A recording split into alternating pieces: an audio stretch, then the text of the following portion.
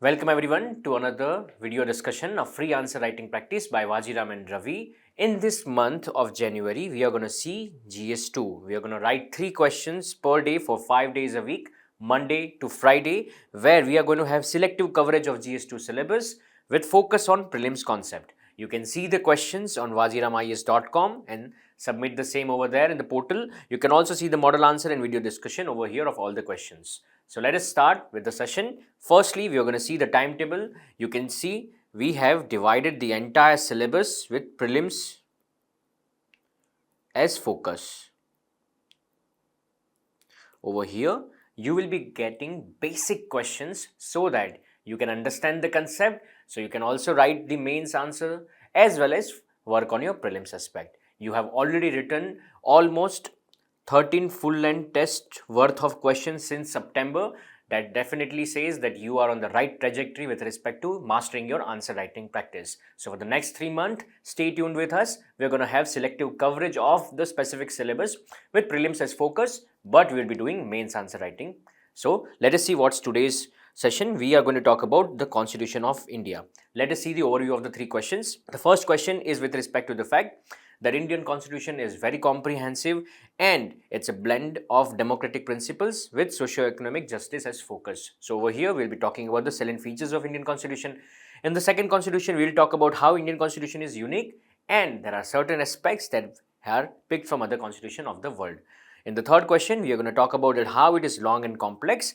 Over here, we will be highlighting major criticism of the Indian Constitution. So this is the kind of questions that we are going to deal with in today's session. Let's see the very first question. Let's read the first question together. The Indian Constitution is one of the most comprehensive and well-drafted constitutions characterized by its integrated features, blending democratic principles and socio-economic justice. In light of the statement, write salient features of the Indian Constitution. Now, if you see, the major demand of this question is with respect to the part that we have to highlight the salient features of the Indian Constitution. In the body, you will be catering to this aspect. If you can understand the very first statement, talks about that how the constitution itself is comprehensive and well drafted and it has certain features blending democratic principles and socio-economic justice. So you can divide the body into 3 headings. Heading 1, you talk about the democratic principles and the salient features of Indian Constitution associated with the same. In the heading 2, you talk about the socio-economic justice and how Indian Constitution imbibes those principles. In the heading 3, you can talk about other features as well.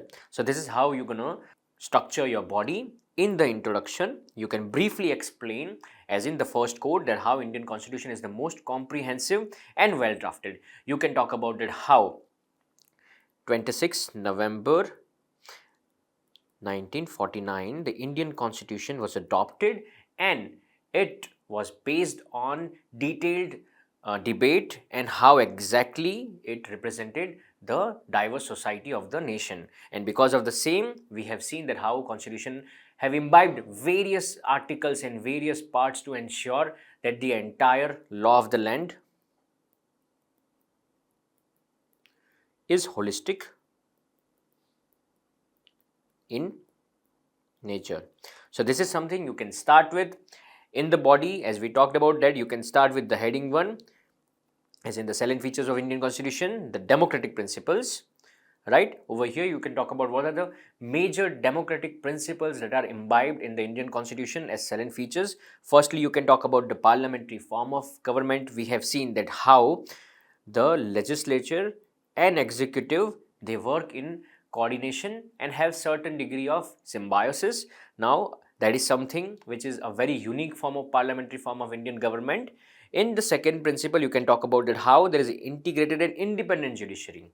We have the third pillar of the government, judiciary, which is integrated as in we have a unified judiciary with Supreme Court as the apex position and overall there is judicial independence as well. So this is something as a democratic principle because over here we are looking at how people are electing their representatives who go to the legislature and out of that legislature pool we are getting the executive. Also we are getting judiciary to ensure the rights of the citizens are protected, and that is how we are looking at democratic principles. In the heading 2, you can talk about the socio-economic justice aspects. We have fundamental rights at the primary level, which protects a numerous amount of rights, such as right to life, such as freedom of speech and expression. With respect to education, we also have a right to liberty. So those are the kind of rights that are protected under this fundamental right in part 3. We also have directive principles of state policy in part 4, which focuses on socio-economic justice aspects. They are principles which state considers them ideal and adopts them whenever the society follows a certain kind of right scenario. So this is the kind of directive principles of state policy that we have imbibed in the constitution. So that is there for socio-economic justice. In the last, you can talk about there are other distinctive features as well, such as it is extensively written. We have more than 400 articles, 12 schedules, to ensure that every detail of the law is explicitly mentioned as much as possible to ensure there is minimal level of subjectivity. Then we have blend of rigidity and flexibility. Over here we have seen that how there are certain aspects of the constitution for whose the amendment we require certain degree of participation of states as well. And at the same time, there are also certain sections of the constitution which can be modified without such kind of rigorous process. So we have rigidity as well as flexibility. Now over here, you can talk about that Indian constitution has been amended more than 100 times. In the comment section, you can talk about, you can write please what was the last amendment that was made to the constitution. So we have seen that how Indian constitution is a mix of rigidity as well as flexibility. In the third, you can talk about that there is a federal structure with unitary bias. As we have seen that India is a very diverse country. So for the same, we have certain degree of federalism to ensure that the regional population can aspire that their aspirations. At the same time, we have also a unitary bias with strong center, single constitution and single citizenship to ensure there is unity and integrity. So those are the aspects as in the salient features of Indian constitution which you can imbibe in the body aspect. Let us move on to the conclusion. You can talk about that because of those salient features, we have a constitution which has much significance for the Indian population. We have a foundation for a republic with features such as sovereignty, socialist, secular and democratic nature. It also guarantees fundamental rights that we have seen, that how it ensures socio-economic justice. We have also definite structure of the government where we have made sure that the functions are as explicitly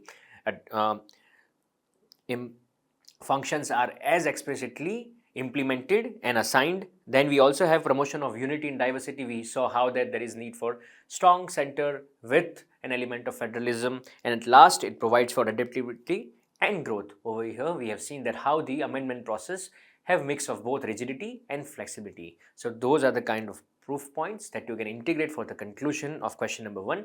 Let us see the model answer and understand how can we inculcate the same in our answer writing practice. Firstly, in the introduction, you can talk about that how Indian constitution provides for the wider vision, and it also provides as a law of land a holistic idea to make sure that different aspects are covered. Then we can talk about the salient features. You can divide the salient features as democratic principles, socio-economic justice and other distinctive features.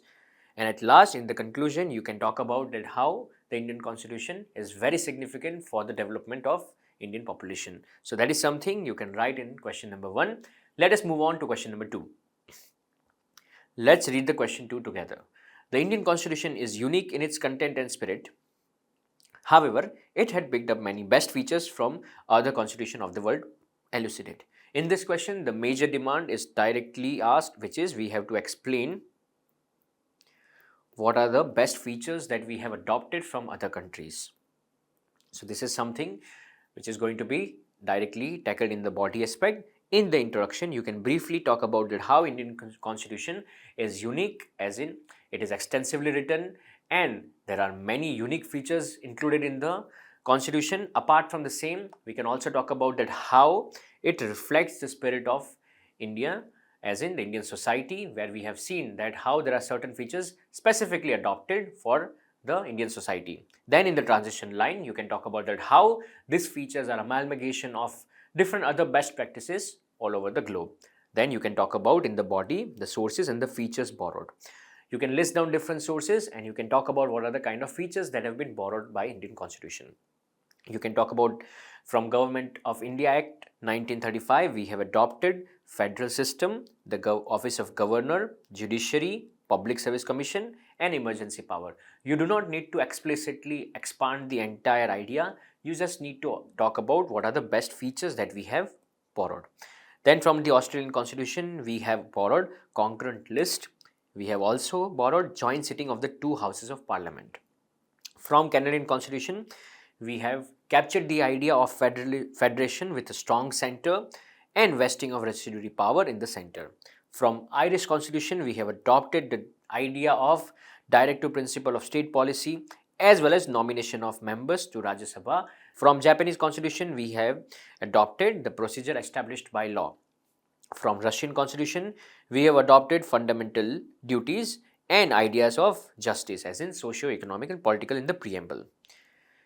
You can talk about from British Constitution, we have adopted variety of features such as parliamentary government, rule of law, legislative procedure, single citizenship, cabinet system, prerogative rights, parliamentary privileges and bicameralism. From US Constitution, we have adopted the fundamental rights. From US Constitution, we had Bill of Rights. From the same, we adopted the idea of fundamental rights. We have independence of judiciary. We have judicial review. From Weimar Constitution of Germany, we have captured the idea of suspension of fundamental rights during emergency. From South African Constitution, we have adopted the idea of procedure for amendment of the Indian Constitution as well as election of members of Rajya Sabha. From France, we have adopted the idea of republic, ideals of liberty, equality and fraternity in the preamble. So these are the kind of features that we have borrowed from different sources. That is something you can imbibe in the body. In the conclusion, you can talk about that despite such kind of ideas that we have captured from different constitution, Indian Constitution is unique. We can talk about that how the parliamentary form, which is basically the idea adopted from the British Constitution, is unique because in India we do not have parliamentary sovereignty, whereas the British Constitution have that kind of feature. Then we can talk about the single citizenship aspect, where uniqueness in Indian Constitution structure is there. We do not have multiple citizenship as in at central level and federal level. Then we had talk about that integrated judiciary, where we have seen that how there is unifying legal enforcement in India. And lastly, we have a unique idea of secularism, which is in contrast with the Western model. Right? So these are the kind of features which are unique for Indian Constitution. You can imbibe the same in the conclusion. So that is all for question number 2. Let us see the model answer and understand how can we inculcate the same in our answer writing practice. Firstly, you can talk about that how the Constitution is supreme law, as in it established the framework for the governance and function of the state. You can talk about that how it is unique. At the same time, in the transition, you can talk about that how it takes the inspiration from different constitutions. So this is something as a transition line. Then you can list down the sources and the feature borrowed in a tabular manner to give a very explicit idea what exactly you are catering for the demand of the body. And in the conclusion, you can talk about that how it is distinct and whatever policies or whatever ideas that we have adopted from different sources, they are tailor-made for the Indian society to ensure that the Indian Constitution is relevant for the Indian society. So that is something you can imbibe in the conclusion of question number 2. Now let us move on to question number 3. Let's read the question number 3 together. The Indian Constitution is often considered as overly long and complex and contains certain extraneous parts. In light of the statement, highlight major criticism of the Indian Constitution. So in this type of question, the demand is very explicitly mentioned that we have to highlight the major criticism. So this is something which is we are going to cater in the body part. In the introduction, we can give the context of the first line that Indian Constitution is often considered as overly long and complex and contains certain extraneous part. You can start with the very first line of the first question, that Indian Constitution is comprehensive in nature and make sure it provides for holistic understanding of the Indian society. However, in pursuit of that kind of comprehensive nature, Indian Constitution is also criticized as overly long and complex. Then you move on to the body part where you talk about the major criticism of the Indian Constitution. Firstly, it is lengthy and complex, as in there are more than 400 articles and the language written is pretty complex, which makes it as a lawyer's paradise. The second point you can talk about that how there are different features which we have just seen in the question number 2 which are borrowed, and that kind of borrowing reflects lack of creativity in the Indian Constitution. The third part is federalism with central dominance.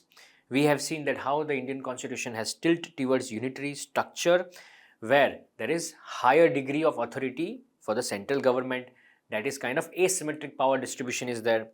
Fourth, there are limitations to fundamental rights and directive principles of state policy. We have seen that how there are certain restrictions, as in fundamental rights are not absolute in nature. There are certain restrictions for the same. Apart from that, we have also seen how DPSP, they are not enforceable. There are certain restrictions and leading to the concerns of effectiveness of both. So those are the limitations for fundamental rights and DPSPs. And lastly, we have emergency provisions where we have seen that how it can be misused for suppressing dissent. In past, we have seen that how emergency, either national emergency or the type of presidential emergency are being misused by the government to suppress dissent. So these are the kind of criticism you can talk about. Apart from this, if you think that there are other novel criticisms possible, kindly write them in the comment section so that everyone can learn in a harmonious way. So that is something for the body of question number 3. In the conclusion, you can talk about either way ahead that there is need for continuous and thoughtful re-evaluation of the Indian Constitution so that we can amend the necessary parts which are complex and ensure that there is ease in understanding of the Constitution. There is also need for constructive dialogues of different stakeholders to ensure that the democratic principles are also realized. At the same time, the Constitution is also a very effective piece of legislative law book. At the same time, the Constitution is also effective law of the land. You can also talk about that for the same we have multiple committees and review bodies like National Commission to Review the Working of Constitution, NCRWC. At the same time, we also have second ARC Commission reforms which have recommended certain amendments to the different aspects of the Constitution to make it more effective. So this is the kind of conclusion you can give for question number 3. Let us see the model answer and understand how can we inculcate the same in our answer writing practice. In the introduction, you can talk about that how the Indian Constitution is law of the land. At the same time, there is a certain criticisms which you can put as a transitionary line. Then you can list down the criticisms and give certain ideas why exactly they are criticized. And in the conclusion, you can talk about that how there is need to ensure there is continuous re-evaluation of the Constitution and there is engagement with the stakeholders to ensure that the Indian Constitution reflects the aspiration of Indian society. So that is all for question number 3. You are writing for answer writing program by Vajiram and Ravi. So keep writing and thank you so much.